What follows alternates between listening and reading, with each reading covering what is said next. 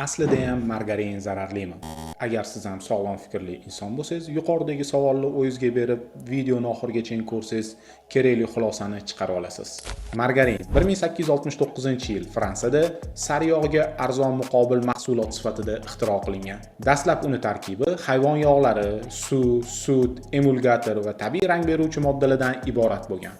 1900-yil boshlariga kelib gidrogenlash texnologiyasi ixtiro qilindi. Natijada margarinning tarkibiy qismi bo'lgan hayvon yog'larining o'rniga gidrogenlangan, ya'ni vodorod bilan qisman to'yintirilib, qattiq holatga keltirilgan o'simlik yog'lari ishlatila boshlandi. Shu sababli margarinning tarkibida trans yog'lar paydo bo'ldi. Sodda qilib tushuntirganda, trans yog'lar bu inson organizmiga begona bo'lgan o'zgartirilgan yog'lar. Ular ikki xil usulda paydo bo'ladi.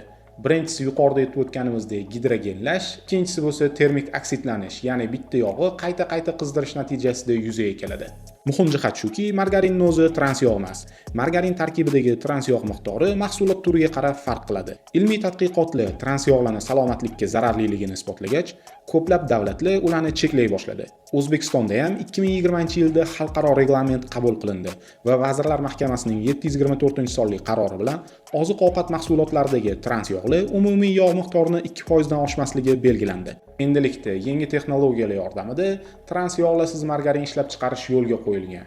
Hozirda ishlab chiqarilayotgan ko'plab margarinlar tarkibidagi trans yog'lar miqdori 0 yoki 1% dan ham kamroq.